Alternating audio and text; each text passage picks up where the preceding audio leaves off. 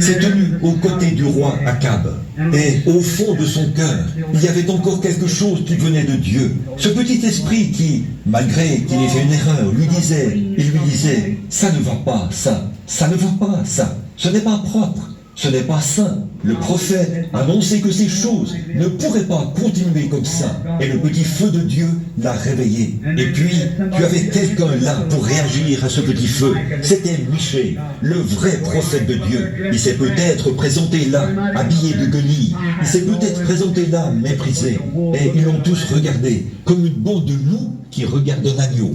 Mais il a dit la vérité, quitte à devoir être giflé, quitte à devoir être jeté en prison et nourri du pain et de l'eau d'affliction. Mais il reste que les paroles qu'il a prononcées se sont accomplies, car tu étais avec lui. Oh Dieu, accorde aujourd'hui, et nous regardons dans cette Bible, nous regardons les livres de l'Église, les décalogues et tout, des églises, les rites, et nous les voyons qui font ceci, cela ou autre chose. Mais examinons la vraie parole ici, et voyons ce qu'elle dit. Sans la sanctification, personne ne verra le Seigneur.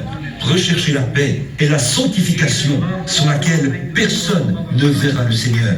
Celui qui aime le monde ou les choses du monde, l'amour de Dieu n'est pas en lui. Dans les derniers jours, il y aura des temps difficiles. Les hommes seront égoïstes, hautains, fanfarons. Oh, ces grandes choses, Seigneur, qui arrivent.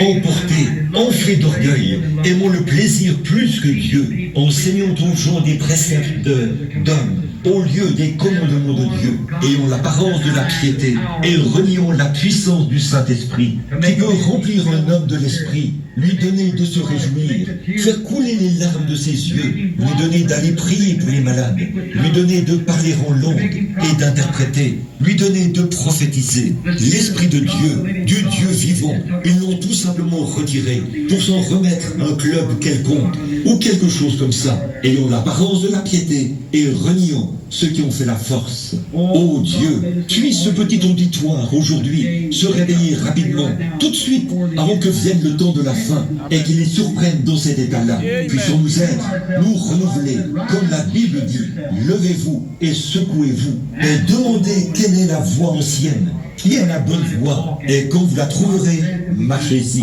Oh Dieu, accorde-nous de trouver la voie ancienne, raboteuse, et nous pourrons alors nous tenir tous ensemble de nouveau, des centaines, à nous donner la main et à chanter. Je prendrai le chemin avec le petit nombre des méprisés qui appartiennent au Seigneur.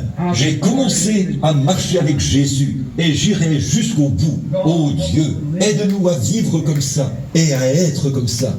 Bénis toutes les chères mères qui sont assises ici, Seigneur, sachant que ce sont des mères, elles aussi, avec une rose blanche épinglée sur leur manteau ce matin, en mémoire d'une chère vieille maman qui est partie de l'autre côté. Oh Maître de la vie, bénis-les, Seigneur, et qu'elles aussi, elles soient bienheureuses, et que les souvenirs qu'elles laisseront à leurs enfants soient comme ceux que leur mère leur a laissés, si elles s'en est allées de l'autre côté du voile, vers un ciel glorieux. Accorde-le, Seigneur, et un bon matin, quand la vie quittera nos veines, et que le souffle nous manquera, le voile s'ouvrira.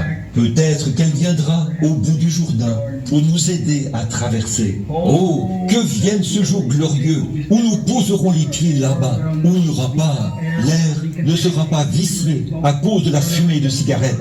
Il n'y aura jamais un ivrogne dans la rue. Il n'y aura jamais une prostituée. Il n'y aura jamais de péché. Il n'y aura jamais rien de semblable. Mais dans la glorieuse éternité, nous vivrons en paix avec notre Seigneur Jésus-Christ et avec nos enfants. Et, oh, quel jour merveilleux! Oh Père, au milieu de ces grandes ténèbres, le combat qui fait rage, le diable qui envahit les pays, et envahit les chairs, et envahit les églises, et envahit les peuples, envahit le monde des affaires, envahit les villes, et les écoles, et les foyers. Oh Dieu, aide-nous à tenir ferme, à dégainer l'épée rapidement, et à combattre pour Dieu, comme Moïse et les Lévites l'ont fait là-bas, quand il y avait du péché dans le camp. Aide-nous, Seigneur, pardonne-nous maintenant, et bénis-nous, et garde-nous humbles. Brise-nous, Seigneur. Oh Dieu, tu as dit, celui qui marche semant avec larmes reviendra certainement dans l'allégresse quand il portera ses gerbes. Oh Dieu, brise-nous en morceaux, façonne-nous à nouveau, Seigneur. Nous nous éloignons trop du chemin. C'est mon cas, Seigneur. J'en arrive au point où je me demande combien de personnes vont assister à ma réunion. Oh Dieu, je veux que toi, tu y assistes. Viens, Seigneur. Oh Christ, viens, Seigneur. Brise-moi, façonne-moi de nouveau. Oh Seigneur, ne me laisse jamais m'arrêter à ces choses-là.